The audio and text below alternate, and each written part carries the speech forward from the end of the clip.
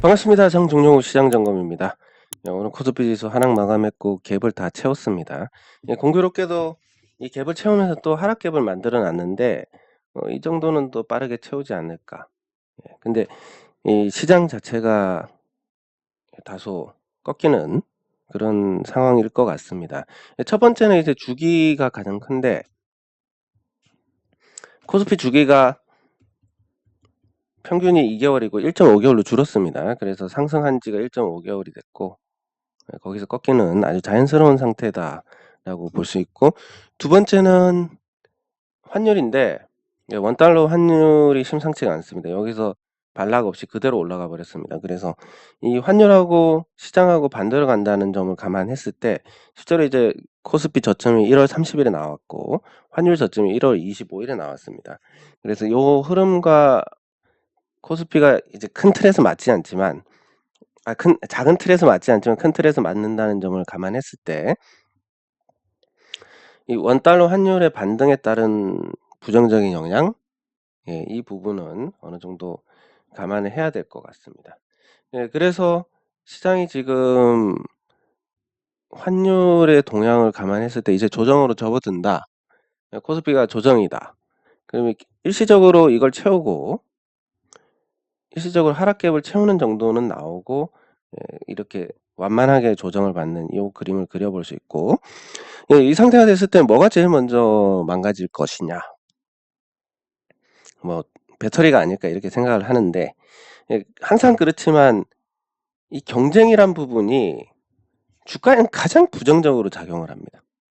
그래서 오늘 이거에 대해서 제가 말씀을 드릴 부분이 있는데, 앞으로 이제 대형주들은 중국 업체들하고 거의 분야를 막론하고 경쟁을 해야 될 겁니다. 안 하는 게 없으니까. 그래서 중국 업체들하고 경쟁을 해야 되는데 정부 지원 한번 따져보겠습니다. 자, 중국이고 한국이고 이렇게 있으면, 정부 지원을 보면 아주 좋습니다. 그래서 이건 별 5개 정도 봐야 될 것 같고, 한국 정부는 방해만 안 하면 다행입니다.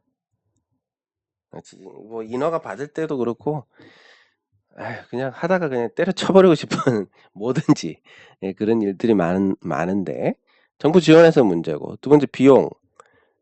중국은 지방정부가 투자하고 또 땅도 제공하고 이러니까 사실 투자 비용이 많이 들지가 않습니다. 여기도 이제 되게 좋은 환경입니다. 한국은 땅도 사야 되고 공장도 지어야 되고 은행에서 대출도 안 해주고, 뭐 좀 활용하려고 태양광 좀 하려고 하면 딴지 놓고, 이것도 2개. 그리고 사람. 옛날만 해도 한국 사람들이 중국 사람들보다 나았는데, 요즘 젊은 세대들을 보면 뭐 중국이나 한국이나 큰 차이가 없는 것 같습니다. 그래서 요거는 비슷. 그리고 그 외에 인프라는 다소 한국이 나은 것 같고, 아직까지는. 그리고 교역국. 중국은 미국의 무역 제재를 받고 있기 때문에 이게 조금 나쁘다. 한국은 그래도 FTA를 꾸준히 해와서 교육 환경은 좋다. 뭐 이 정도로 요약을 할 수 있습니다. 자, 이 환경에서 한국 기업들이 정상적인 투자를 해서 중국 기업들한테 이길 수 있느냐? 원래 잘 해왔던 걸 제외하면 좀 어렵다고 봐야 됩니다. 그래서 저는 생각이, 이제 대기업들은 사실 이 지키기도 막막한 상태, 중국 업체들하고 경쟁을 하고, 다행히 이제 미국이 중국을 끊어주니까, 미국 쪽에서 중국 업체들하고 경쟁이 없어지는 부분, 그러니까 미국 점유율이 조금 높은 기업들, 이런 기업들은 그나마 버틸 수 있고, 아니면 그냥 아무 보호벽 없이 생으로 중국 업체들하고 경쟁해야 되는 그런 기업들은 앞으로 쉽지가 않을 겁니다. 그나마 이제 조선은 경쟁이 끝나서 이겼긴 했는데 상처뿐인 영광. 그리고 철강금속도 마찬가지입니다. 이겼긴 했는데 뭔가 승자의 어떤 전리품이 없습니다.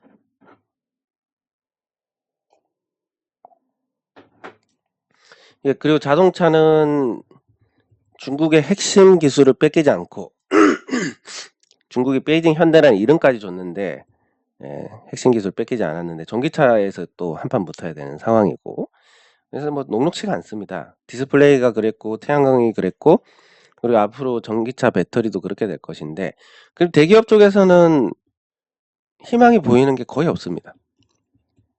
그럼 중소기업들은 뭐냐면 고객사가 국내 대기업에 한정돼 있다가 중국 기업에게도 납품을 할 수 있고 이렇게 되니까 오히려 중소기업들에게는 기회가 더 늘어나는데, 요 배경에 대해서 간단하게 말씀을 드리면, 저번에 잠깐 말씀드린 적이 있는데 수많은 협력사들이 있습니다.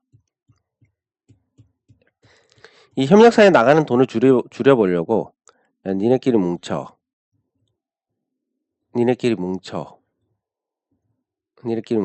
뭐 이 작업들을 해 나갑니다. 그래서 이 협력사들이 대형화가 됐습니다. 이 대형화된 협력사들로 인해서 비용을 줄일 수가 있었습니다. 1단계로. 그리고 두 번째, 또 추가로 합니다. 니네들끼리 또 모여. 그리고 니들끼리 모여. 근데 유효 경제는 살아있어야 되니까 결국 이 과정들을 계속 겪어서 이제 웬만한 협력사들은 2개 정도밖에 안 남았습니다. 많으면 3개. 여기서 이제 어떤 문제가 생기냐면, 만약에 이 A하고 B 업체가 있는데 얘네 둘이 붙어 먹어버리면 어떻게 되느냐. 그럼 이제 갑을관계가 뒤바뀌는 아주 천지개벽할 일이 일어납니다. 이런 조짐들이 이제 슬슬 보이고 있는 게 또 3가지 특징을 잡을 수가 있는데, 첫 번째는 이 세금이 너무 많습니다. 물려주려고 하니까 증여세, 뭐 상속세 이런 것 때문에 자식한테 물려주는 게 그냥 팔고 끝내는 게 낫습니다.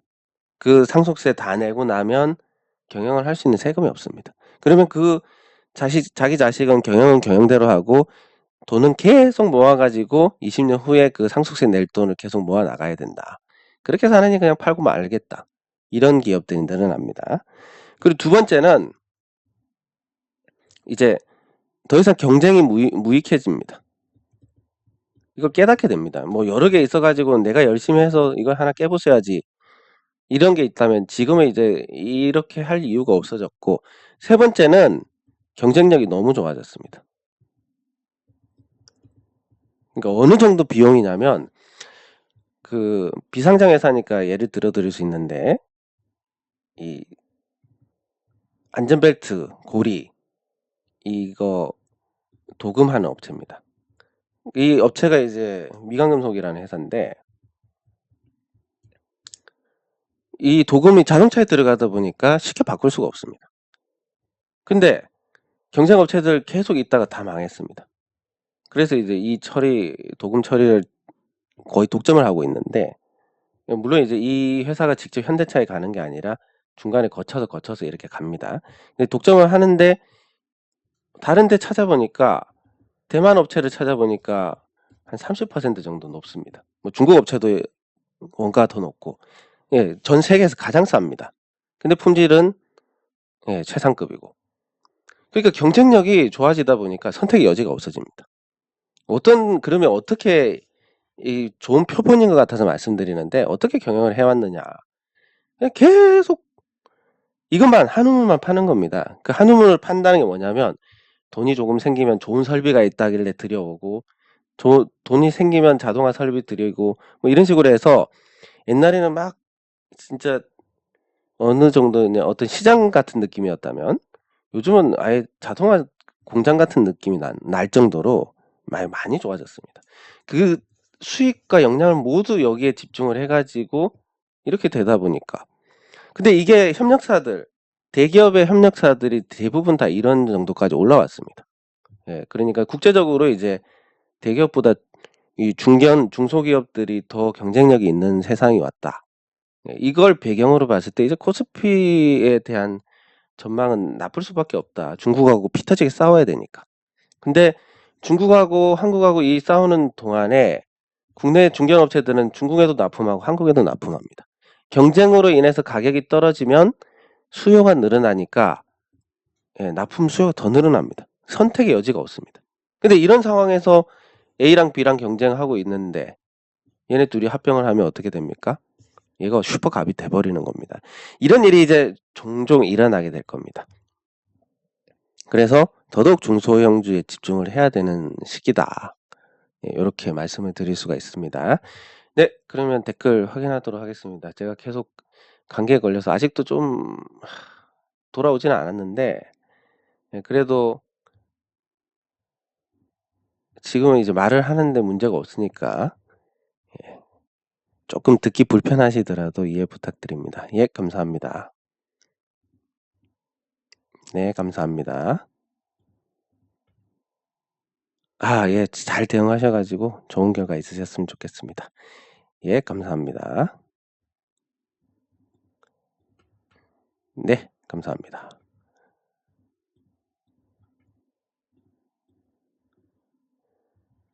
산타클로스 상장 폐지. 알겠습니다. 확인해 보도록 하겠습니다. 이거 제가 답변한 것 같은데.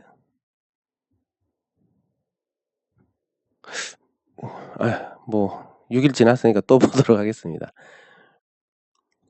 예, 올해는 실적이 나빠져서 떨어졌는데 이것도 같이 보도록 하겠습니다.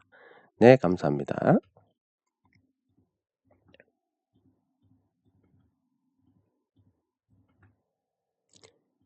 예, 감사합니다.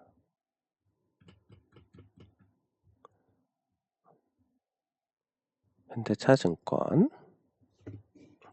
네, 맞는 말씀이시고 상강 MNT는 또 보겠습니다. 산타클로스 상패 안 당할까요? 글쎄, 봐야 될 것 같은데. 예, 그러면 산타클로스부터 같이 보도록. 현대차가 열려 있네. 현대차 증권부터 보면 올해 배당을 줄인 건 아무래도 이제 배당 성향에 대한 일관성을 보여주기 위한 것이다, 이렇게 볼 수가 있는데 4분기에 예상보다 실적이 많이 나빴습니다. 예, 아무래도 이제 주가가 나쁘고 어수선할 때 일회성 비용을 터는 그런 경향이 있기 때문에 그런데 별도 기준으로 보면 배당금이 줄어든 게 어느 정도 납득할 만한 수준이다. 그냥 배당 성향이 나빠진 건 아니다라고 볼 수 있습니다. 이 배당 성향이 나빠지지 않았다면 앞으로 실적이 늘어나면 다시 배당을 늘리겠다 이런 거랑 같으니까 그거에 대해서 분명히 맞습니다. 배당금 줄였다는 자체가 부정적인 건 맞습니다. 다만 이게 끝까지 부정적이냐라고 봤을 때는 조금 아닌 것 같다. 그러니까 배당 성향은 지키고 있으니까 실적만 좋아지면 다시 고배당을 하겠네라는 관점에서 접근을 할 수 있고, 그리고 그 와중에도 계속 이 사세를 불려나가고 있습니다. 시가총액이 지금 뭐 2,900억대, 근데 순자산만 자기 자본만 1조 2,348억입니다. 간단하게 말씀드리면 이 회사 청산해서 주주들한테 돈 돌려준다 그러면 한 4배 정도 돌려줄 수 있는, 한 4만 원 정도 1인당 받을 수 있습니다. 자산 다 청산하면. 안 해서 문제지. 그래서 그만큼 자산 가치가 좋으니까 뭐 짜증은 나지만 편하게는 들고 갈 수 있을 것 같은 그런 상태입니다. 그리고 상강 에멘트가 SK 오션 어쪽으로 바꿨는데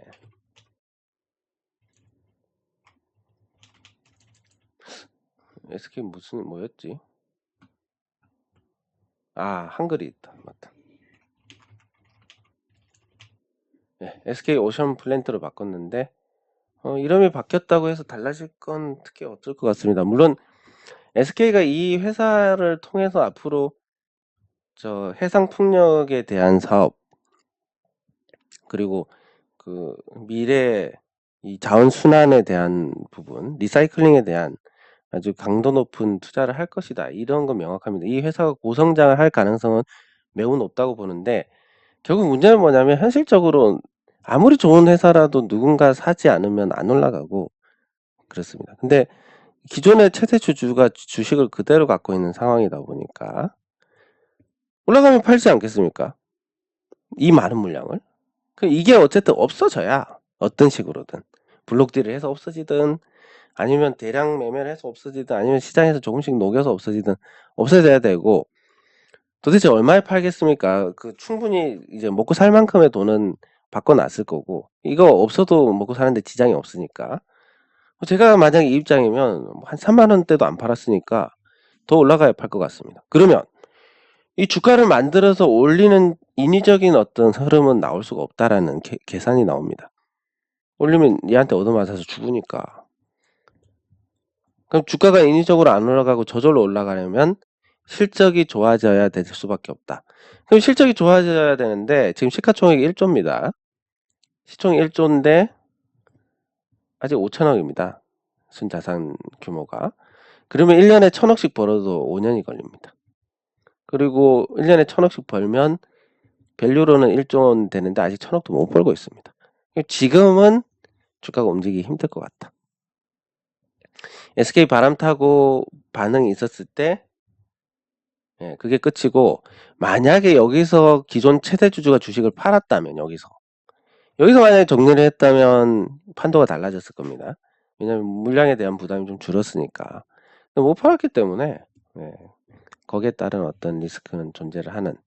그래서 한참을 못 올라가고 저 물량이 정리되기 전까지는 큰 시세가 나기 어렵다.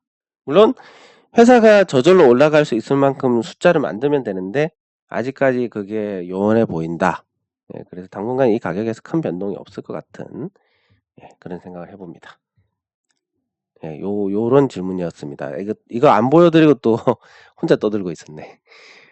그리고 산타클로스가 상장 폐지를 당할까? 스튜디오 산타클로스가 보겠습니다. 매출이 나오고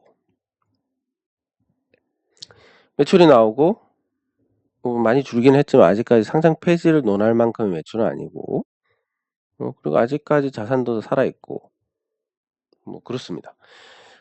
그래서 그리고 유상증자를 전에 불러놨던 거,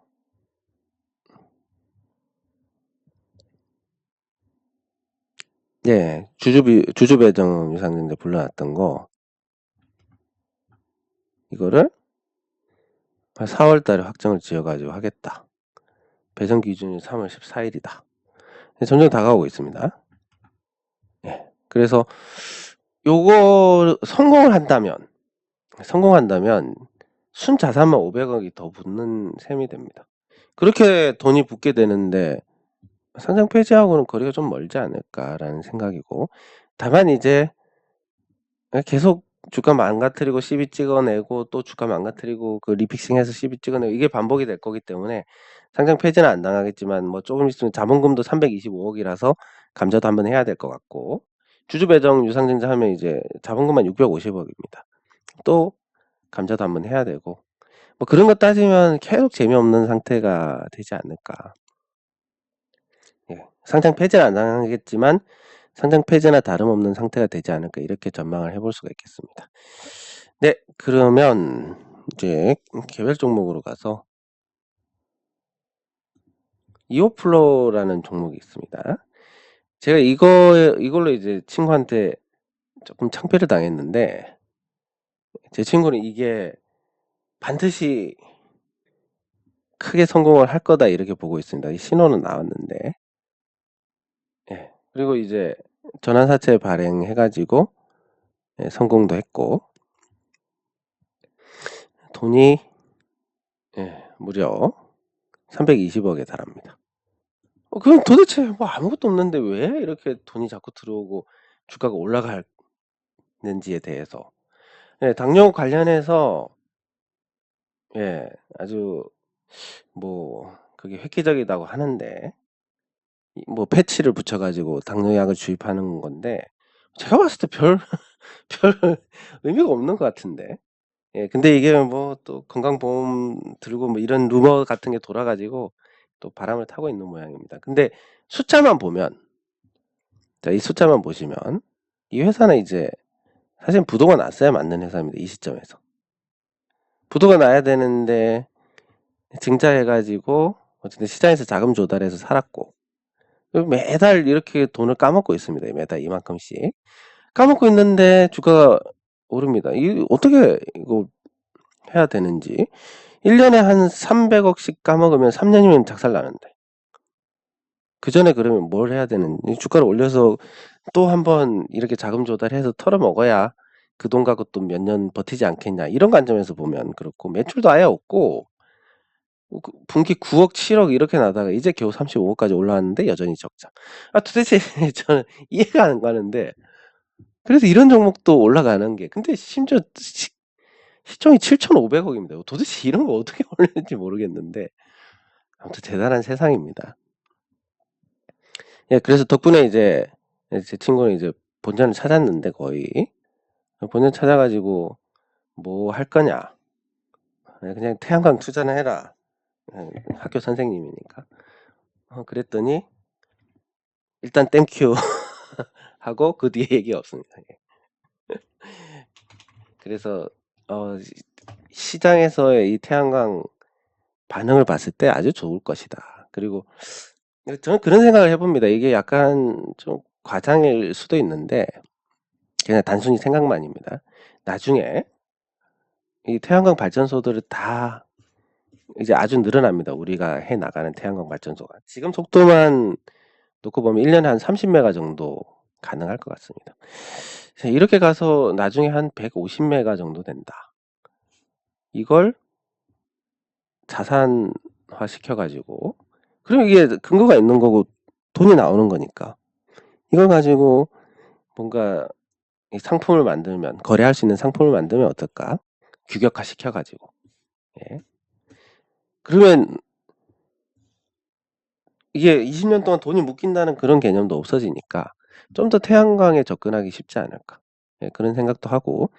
그리고 이제 그렇습니다. 이게 큰 아파트 옆에 있는데 보면 그늘이 빨리 지니까 태양광이 잘 안 되는데, 시골에는 그런 건물이 없으니까 괜찮습니다. 이게 국토의 균형 발전에도 기여를 할 수 있는 부분이고, 여러모로 지방이 유리하기 때문에 태양광 산업에 대한 어떤 지원이나 이 피팍이 어떻게 보면 또 중앙 집권으로 가느냐, 아니 수도권 집중으로 가느냐, 아니면 지방 균등 발전으로 가느냐, 이거에 대한 영향도 있는 것 같은.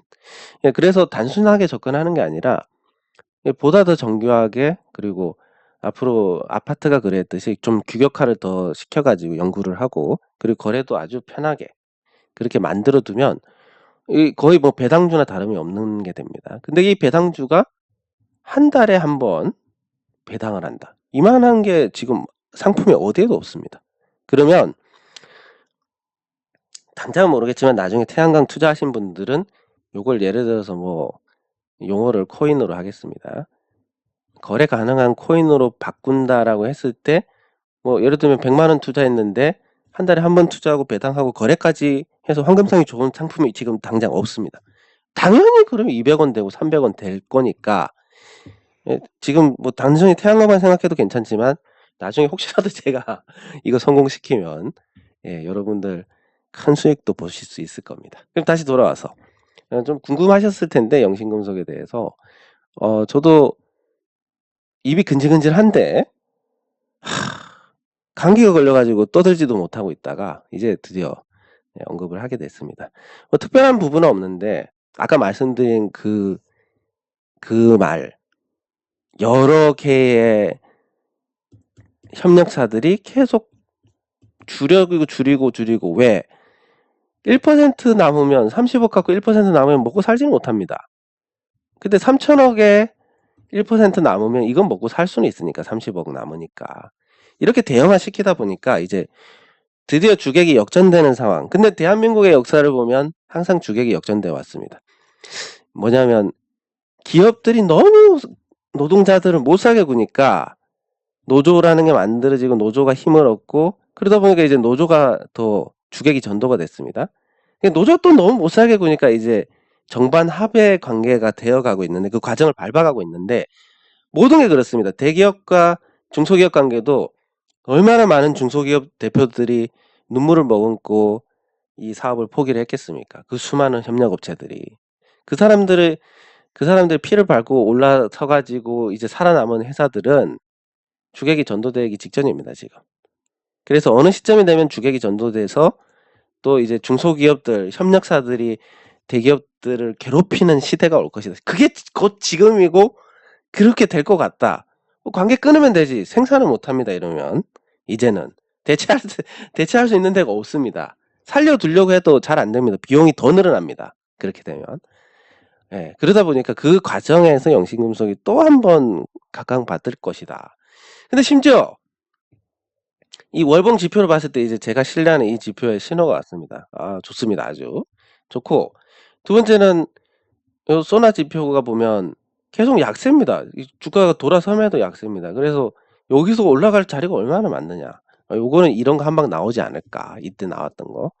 뭐 그런 기대를 하고 있습니다. 물론 저의 희망사항이 아주 많이 반영된 그런 내용인데, 어쨌든 뭐 좋을 수밖에 없고 괜찮을 것이다. 실적도 좋을 것이고, 이제 원달러 환율이 나빴을 때 영신금속 보면 워낙 강세로 갔을 때 보면 이제 순이익이 0입니다. 워낙 강세로 갈 때, 약세로 갈 때 이렇게 뚜렷한데, 지금 또 약세로 갈 가능성이 높기 때문에 순이익도 좀 늘어나고, 그렇게 이제 이 계속 이익이 쌓여가지고 뭐 1년에 이제 지금 추이로 보면 최소 50억 이상은 날 거고, 3공장 돌아가면 그 이상도 날 것인데, 한 최소 100억씩 난다고 가정했을 때, 보시면 100억 갖고 투자는 다 했으니까 100억 갖고 그냥 부채를 갚는다. 100억 이익 난 걸로. 그럼 533이 되고 895가 됩니다. 그냥 단순한 수치입니다. 그 다음 연도가 가면 633이 되고 795가 됩니다. 그리고 그 다음 연도 100억 더 보면 733이 되고 695가 됩니다. 이게 부채 비율 100% 이하로 떨어집니다. 이 과정에서 부채도 갚았고 이제 재무적으로 안정이 됐으니까 금리가 더 떨어지고, 이렇게 되면 이제 비용이 더 비용이 절감되니까 이익이 더 늘어나고, 이런 과정대로 가면 주가가 올라갈 수밖에 없지 않나. 당장 올라갈 거냐 나중에 올라갈 거냐 문제인데, 언젠가는 올라갈 거면, 언젠지는 모르겠지만 언젠가 올라갈 때까지 그냥 버텨야지 뭐 다른 게 있겠습니까? 우리가 할 수 있는 건 고장난 시계가 돼서 맞을 때까지 기다리는 것밖에 없습니다. 뭐 올라갈 것 같은 거 쫓아다니다 보면 남는 거는 거래세와 수수료, 그리고 예, 아주 복구 불가능한 계좌밖에 남지 않습니다. 예, 그래서 본질적으로 사업이 좋고, 그리고 이제 갑을 관계가 뒤바뀔 가능성이 높아졌고, 아무도 아마 이런 얘기 안 할 겁니다. 이 협력사하고 대기업 간의 갑을 관계가 뒤바뀐다는 이런 얘기 아무도 안 할 겁니다. 왜냐하면 통찰력이 없으니까. 맨날 뭐 차트 보고 이게 오르 차트고 내리 차트고 차트가 예쁘니, 이런 게 무슨 도움이 되겠습니까? 해석하기 나름인데. 예. 근데 저는 모든 시간을 그런 이야기 듣는데 쓰고 있고, 그리고 뭐 태양광을 하든 뭘 하든 저 놀지를 않습니다. 예, 놀지 않고 많은 훌륭한 사람들을 접하고 나서 느끼는 결론. 그러니까 제가 이 결론을 내는 게 아니라, 예, 이런 분들의 이야기들 하나씩 모아 보니까 이런 현상이 나오겠네. 예, 아마 협력사와 대기업 간의 이 역전 현상이 나타나지 않을까. 그러면 이제 튼튼한 협력회사들의 주가가 달리는 시대가 올 것이다. 앞으로 그럼 튼튼한 또 협력회사가 어디 있느냐? 예, 대상솔루션이 또 대상이 될 수 있습니다. 예, 저는 이제 대상솔루션에 대해서 되게 긍정적으로 보고 있는데, 안타깝게도 이 조선 경기가 시원하게 풀리지 않으면서 이 숫자가 좀 버겁습니다. 그리고 지금 상태에서 이제 대상솔루션이 상장 회사이기 때문에 만약에 정말 못 버틸 상황이면 유상증자를 해야 됩니다. 해야 되는데 못했습니다. 아니, 안 했습니다. 안 했다는 건 뭔가 이제 숨을 쉴만하다 이런 걸 수도 있다라는 생각도 해보고, 예, 그리고 이 대창솔루션이, 이거 한번 글도 쓸 건데, 지금 조선 기자재 쪽 비중이 60%까지 낮아졌습니다. 이 정도로 많이 줄었습니다. 그만큼 다양한 미래 먹거리를 만들고 있는데, 이게 어느 시점에 A라는 거 만들어 놓고 B라는 거 만들어 놓고 C라는 거 만들어 놓고 계속 투자만 들어갑니다. D, E 이렇게. 그러다 보니까 이런 적자가 났는데, 이 적자가 그냥 단순히 비용에 대한 적자라기보다는 미래 먹거리에 대한 투자에 대한 적자였다. 이렇게 보면 어느 시점에 이게 터지고 하면 마술과 같이 좋아지지 않을까. 예, 그런 생각을 해봅니다. 그래서 이 회사도 뭐 당장은 좀 버거운 상태고 그렇지만, 4분기 실적을 보고 나면 조금 확인을 할 수 있지 않을까. 예, 제가 생각했을 때는 유상증자를 하는 게 맞는데 안 했다. 그러면 둘 중에 하나입니다. 유상증자를 못할 정도로 엉망이냐. 그정 뭐 상장 회사들 껍데기밖에 없는 회사들도 증자를 하는데 뭐 그건 아닐 것 같고, 그럼 뭔가 안 해도 되는 상황이지 않을까, 뭐 이런 추측을 해볼 수가 있겠습니다. 예, 그래서 이 대창솔루션도 마찬가지로 이제 큰 협력사에 속하는, 뭐 경쟁업체라고 해봤자 삼성엠텍밖에 없는데 둘 중에 하나 자빠지거나 아니면 뭐 어쨌든 뭐 둘 중에 하나만 자빠져도 이 갑을 관계가 순식간에 바뀌어 버립니다. 예, 그래서 그런 부분에서 이제 이 슈프을의 어떤 등장이 있지 않을까, 이런 협력사들. 근데 그 협력사들 중에서 몇 천억짜리 회사다, 그런 회사가 무슨 모험을 하겠습니까? 근데 몇백억밖에 안 되는데 갑자기 대기업한테 갑의 위치에 올라섰다, 뭐 그런 경우가 있습니다. 네덜란드에 뭐 AS 뭐였지 그게, 아,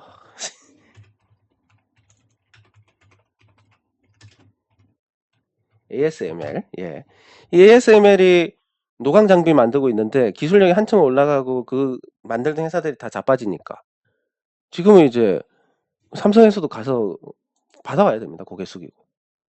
예. 이 회사가 이제 주가가 어마어마하게 올랐는데 이제 한국에서도 그런 현상이 일어나지 않을까. 선진국이 되어 가면서 세트를 만드는 회사들은 치고 올라온 후진국하고 붙어 가지고 계속 경쟁을 해야 되고, 이 중간재 만드는 회사들은 이제 선진국 원래 납품하던 데에서 또 치고 올라오는데 납품하니까 이중으로 좋아지는 데다가 그동안 경쟁 상대들이 싹 없어져 가지고, 예, 승자 독식을 할 준비가 됐다. 그래서 대창솔루션도 그런 일이 일어나지 말라는 법 없으니까 관심을 가질 필요가 있을 것 같습니다.